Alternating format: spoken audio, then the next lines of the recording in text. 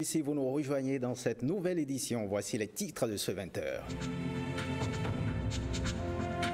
L'Union libre des travailleurs de la Sonapra s'inquiète de la situation des emplois au sein de sa société.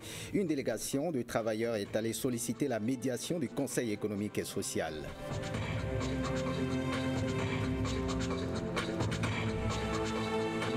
L'accès aux soins de santé est au centre d'une mobilisation sous-régionale. Le Bénin, la Côte d'Ivoire et le Sénégal définissent des mécanismes pour l'amélioration de l'accès des personnes démunies en Afrique.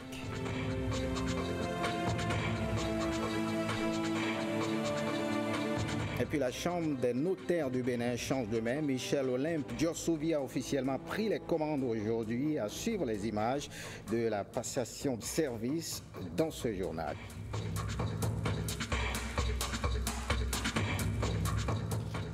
Bienvenue si vous nous rejoignez. Direction, on reste d'abord au Bénin pour ouvrir avec cet élément de l'éducation, la session 2017 du bureau de la conférence des ministres de l'éducation des États et gouvernements de la francophonie se tient aujourd'hui jusqu'au 10 mai à Cotonou. Il sera question entre autres de l'adoption du thème de la prochaine réunion.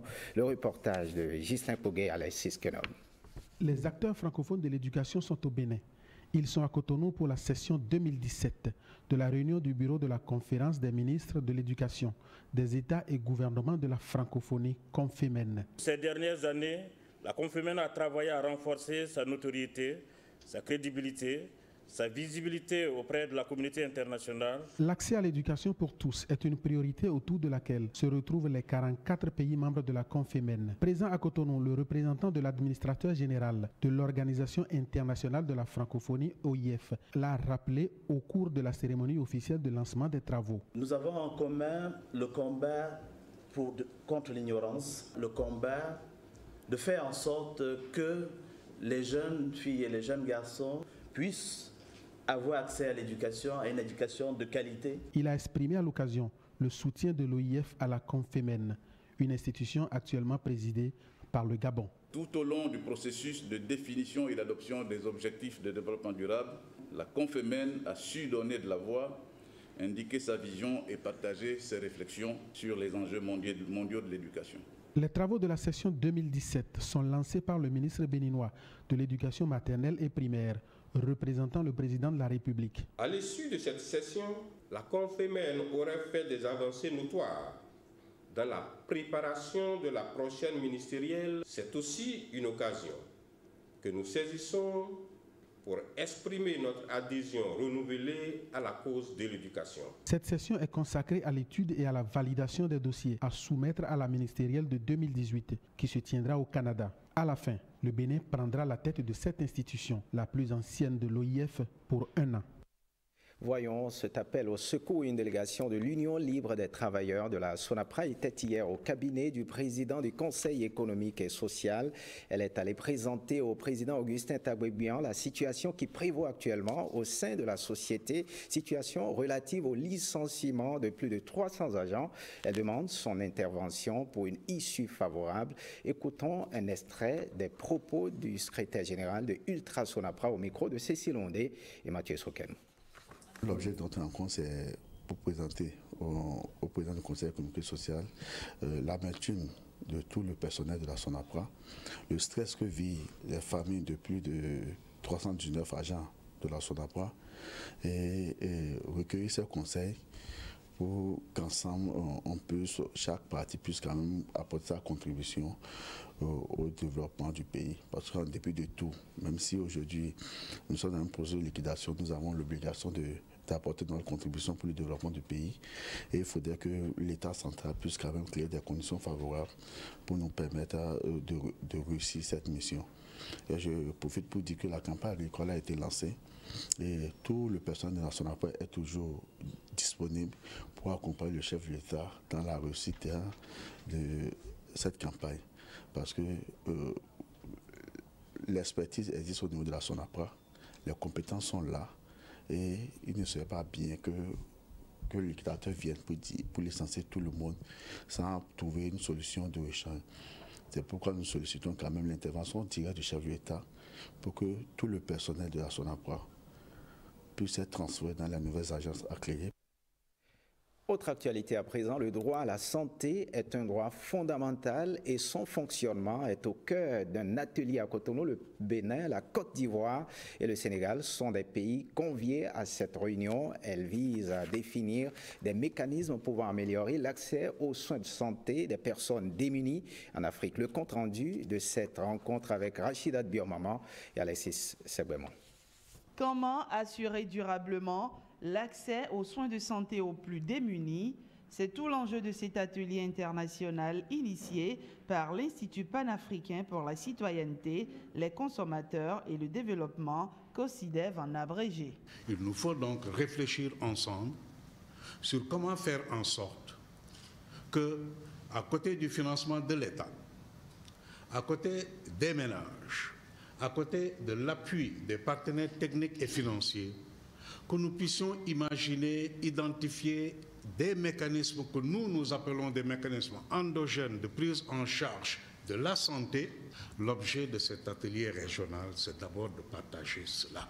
Au Bénin, 8,4% de la population est couverte contre le risque de maladie, 20% au Sénégal et 15% en Côte d'Ivoire. Le choix porté sur Cotonou est significatif d'un hommage à l'action engagée depuis 2008 par le Bénin dans la mise en œuvre du régime d'assurance maladie universelle, aujourd'hui en cours de réforme profonde à travers l'assurance pour le renforcement du capital humain ARCH.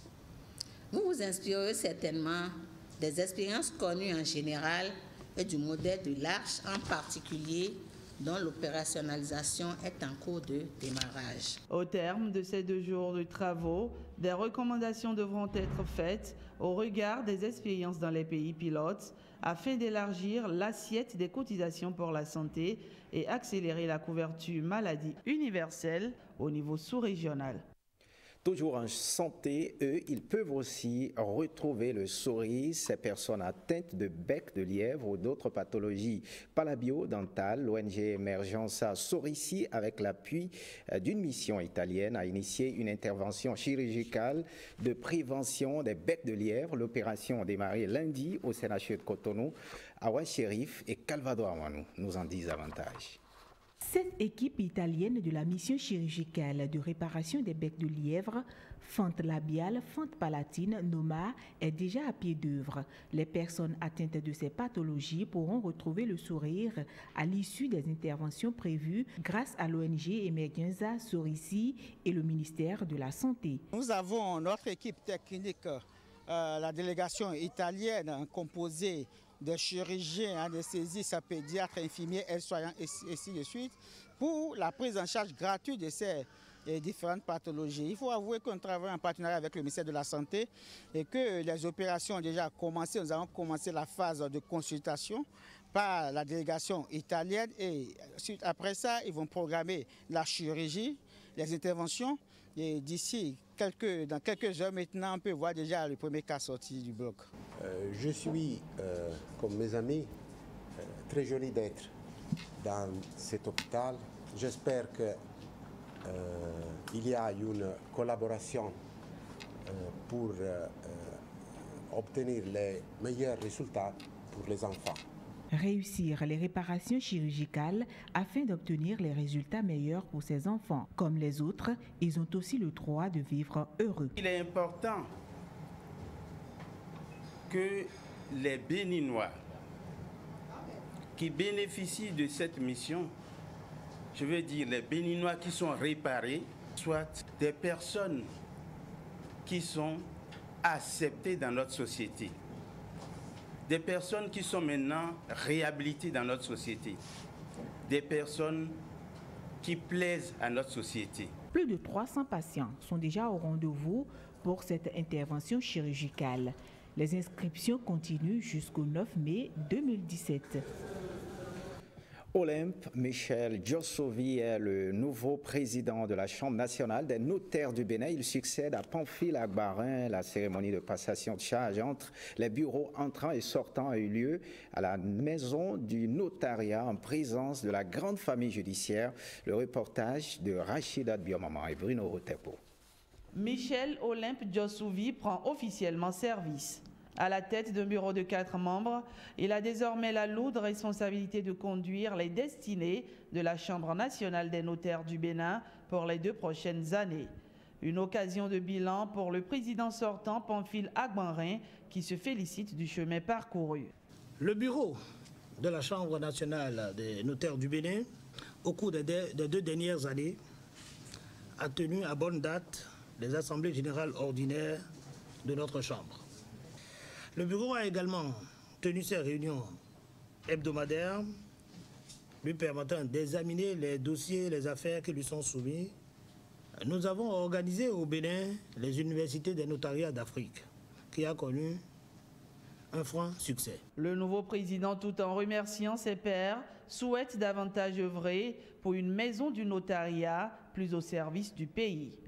La mandature que j'ai l'honneur de diriger mettra un accent particulier sur la contribution du notariat à l'œuvre de construction et de développement de notre pays. Nous devons davantage exercer notre fonction avec probité, disponibilité et diligence, et nous abstenir de tout comportement contraire à la dignité de notre condition d'officier public et ministériel. C'est donc une nouvelle page qui s'ouvre au notariat du Bénin et le nouveau bureau entend agir avec indépendance dans le strict respect de la loi. Eh bien, le temps est loin d'être perçu comme une denrée précieuse au Bénin. C'est une enquête de l'Institut national de la statistique et de l'analyse économique INSAE qui révèle cet état de choses. L'atelier de validation du rapport de l'enquête a eu lieu aujourd'hui à Cotonou. Monique Toron et Jean-Claude James pour le point.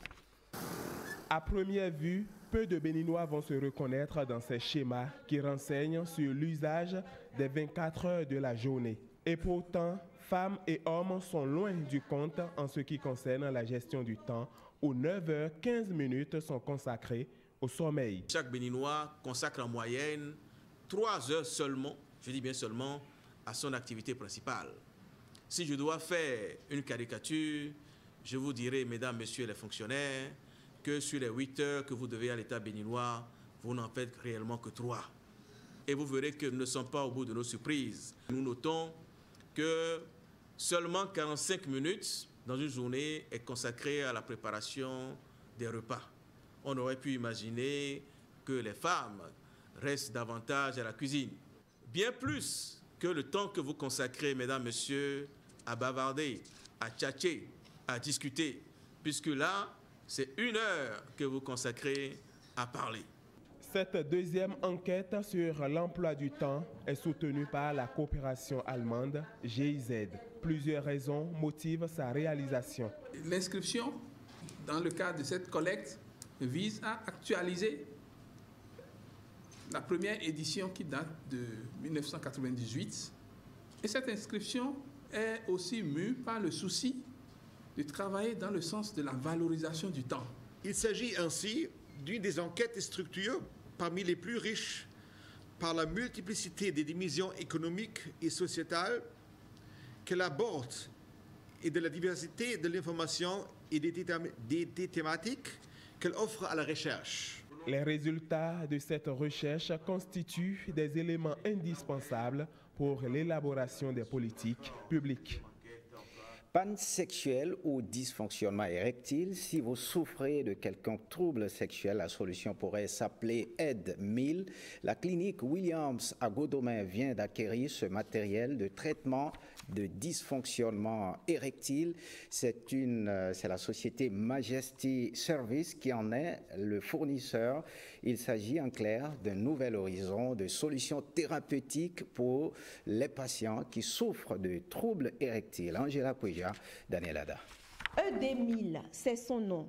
Cet appareil est le tout premier au Bénin et traite les troubles de l'érection. En choisissant de l'acquérir, la clinique Le Williams veut apporter des solutions plus efficaces et plus promptes à tous ces hommes qui ont des difficultés à s'ériger. Si nous consultons 10 patients, il y a au moins 6 à 7 patients qui se plaignent de dysfonction érectile. Donc, comme je l'avais dit, c'est pratiquement un problème de santé publique. Certains peuvent avoir l'érection et juste un peu de temps après, ça se refroidit. D'autres peuvent ne pas l'avoir du tout. Et cela est dû à des phénomènes, des plaques d'athérome, certainement dans les vaisseaux, et qui ne permettent pas un flux sanguin suffisant pour permettre l'érection.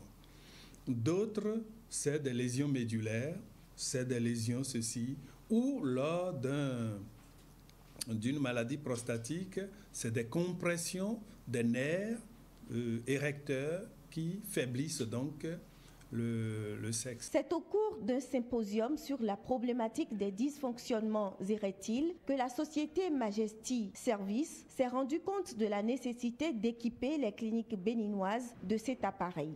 Un appareil révolutionnaire qui propose un traitement sans absorption de médicaments par voie orale. Étant fournisseur de solutions pour les hôpitaux, les cliniques du Bénin, nous sommes assignés comme mission d'apporter des solutions qualitatives. Et c'est dans cette quête-là que nous sommes tombés sur la force des choses, sur le D1000, qui est cet instrument qui utilise une technologie de shockwave qui traite le dysfonctionnement érectile. Le mécanisme que nous comptons mettre en place avec notre ou nos clients, c'est de leur permettre d'accéder facilement aux consommables de cet équipement à moins de coûts, histoire de permettre également aux patients en retour d'accéder à des solutions abordables. Le D1000 promet ainsi de meilleurs lendemains aux problèmes de troubles érectiles. Une formation est prévue pour le personnel de la clinique Le Williams. Parlons à présent de cette approche de dimension spirituelle. Le biorhythme et la vocation à suivre au quotidien votre développement personnel par le truchement d'initiatives, prières et autres positionnements par rapport aux astres. L'ordre mondial transcendantiste universel a donné dimanche un séminaire à cet effet. Pour mieux l'expliquer, Jérôme Hongbo et Edmond Hongbo ont assisté à la séance pour nos reportages.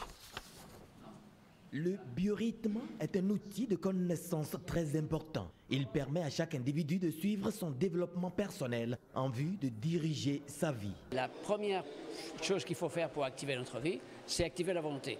C'est-à-dire il faut se mettre en marche. Il faut cesser de dire tiens, l'autre est le coupable de m'arrêter, sinon dire non, moi je peux diriger ma vie. Et comme je peux diriger ma vie, c'est à moi de le faire. Alors je dois agir. Je dois mettre ma volonté en marche, je dois me lever tôt le matin, je dois travailler, je dois prier, je dois bouger mes énergies. C'est comme conduire ta voiture. Tu peux être conduit par un autre, c'est-à-dire tu dois monter dans un autobus dans lequel tu fais tous les arrêts jusqu'à arriver à l'arrêt que tu veux, ou bien tu prends ta voiture directement, c'est toi qui conduis et que tu vas directement là où tu veux aller. C'est cette connaissance que l'Ordre des marins pêcheurs de l'école transcendentaliste universelle ETU enseigne aux participants pour qui rien ne sera plus comme avant. Ce biorhythme nous permet vraiment d'avancer, de poser des actes corrects, mais spirituellement aussi d'avancer. Parce que les erreurs que nous commettons chaque jour nous retardent dans notre évolution. Si je plante une mauvaise graine, c'est clair que c'est un mauvais fruit que je récolte. Alors, pourquoi ne pas connaître tous ces détails qui me permettent de poser l'acte qu'il faut et au moment où il faut. On cherche le chemin du savoir, de la connaissance. S'ils cherchent, ils trouveront. On dit que quand le disciple est prêt, le maître est présent pour l'enseigner. On est ignorant, mais on croit connaître, mais en réalité, la connaissance est encore ailleurs. Et aujourd'hui, on a eu beaucoup de connaissances sur le plan spirituel et je crois que ça va nous aider beaucoup dans la vie. À partir du biorhythme, avec ce que nous venons d'apprendre tout de suite, nous comprenons que l'homme est dimensionnel et qu'il ne doit pas vivre dans la vie n'importe comment et qu'on doit avoir des parts vraiment d'ordre. Les participants savent désormais quoi faire à chaque instant de leur vie afin d'être maîtres de leur destin, un destin qu'ils sont appelés à réaliser pleinement. L'école transcendentaliste universelle ETU est également implantée à Cotonou et elle transmet des connaissances aussi bien théoriques que pratiques. On marque un arrêt à l'ORTB, l'ensemble artistique et culturel Harmattan de l'ORTB, section de Parakou, sera sur scène le vendredi 12 mai 2017. À quelques jours de cet événement inédit dans la cité des Koborou, les organisateurs parlent déjà du programme. Massoudou Badamassia, le président de Itch Parakou, il est au micro de Nestor Sela et de Louis Gamensan. Une faveur, une seule. Laissez-moi me limiter à la simple lecture des choses. Ah, je savais que vous ne ferez pas votre générosité. Merci, femme. Merci. Merci. Allons, pas de vaine coquetterie, mon ami. Allons-y sans protocole et montrez-moi votre main. Il y a un peu plus d'un an que l'ensemble artistique et culturel à Matan a vu le jour à Parakou. Après un an de préparation, nous sommes maintenant prêts à nous faire découvrir par le public paraquois. Et la pièce à travers laquelle nous allons nous faire voir s'intitule La diseuse de mâle espérance. Richesse et gloire. Ai-je bien entendu? Tu as dit richesse. Ah, femme, tu me règles le cœur de force sensation. Mais le prix à payer est lourd. Car t'attends des larmes, du sang et même quelques cadavres frais. La diseuse de mâle espérance est une pièce théâtrale écrite par l'éminent écrivain béninois Florent Kwaouzoti. C'est cette pièce-là que nous avons choisi de présenter. Ainsi donc mon corps vous tutoie. Eh bien, prenez-le. Le spectacle, c'est pour ce vendredi à 20h30 à l'Institut français de Parakou. Si tu ne viens pas, tu vas regretter, mon cher, parce que c'est les journalistes qui sont sur les planches pour montrer ce qu'ils savent faire en dehors de la caméra et du micro. Rendez-vous est donc pris. Il a été officiellement fait roi de Pobé. Sa Majesté Oba Ode Kiwo Otebole a reçu samedi ses attributs de souverain à travers une cérémonie de couronnement en présence de plusieurs rois amis et de personnalités du Bénin et du Nigeria. La cité de Ikpogbe a accueilli dans une liesse populaire son nouveau roi après plus d'un an sa couronne sur le trône. Guillaume Avienne, Brice Humbo. Une longue procession de courtisans s'ébranle du palais royal de Pobé pour le stade Jean-Pierre Gascon de la localité. Camille Adegbola Elechi à l'écran vient d'être officiellement sacré roi de Pobé. Sa Majesté Oba Adekiwo Otebole, 20e roi de Pobé, issu de la dynastie Asingbo LE2, se présente à son peuple. La cérémonie de ce jour est spéciale. Elle permet tout simplement de révéler la ville de Pobé à travers sa culture et ses cultes.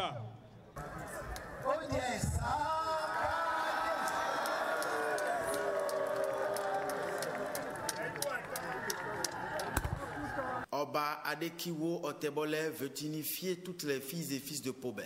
Son règne va être placé sous le signe de l'épanouissement de ses sujets et le rayonnement de la cité de Ikpobé.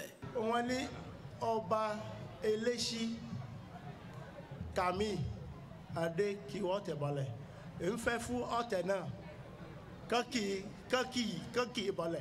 De mémoire de Pobéen, cet événement historique revêt un caractère tout particulier. Particulier, non seulement à cause de la très grande mobilisation notée autour de son organisation depuis des mois, mais aussi en raison de l'union qui s'est spontanément créée. Il ne faudrait pas qu'on fasse le couronnement aujourd'hui et qu'après on abandonne le roi. Ce n'est pas possible. Nous devons continuer à le soutenir. Même si Oba Adekiwo Otebole n'a qu'un pouvoir moral, pour le peuple d'Ikpobé, sa voix va beaucoup compter pour le développement de la commune de Pobé. Fin de ce journal. Merci de l'avoir suivi. Vous retrouvez à partir de 21h la soirée sport et 2 feuilletons, les choix de l'amour et oui, Vautio. Retrouvez à partir de 23h Héloïse Winato pour l'édition du soir. Merci de votre fidélité. Bonne suite des programmes sur l'ORTB.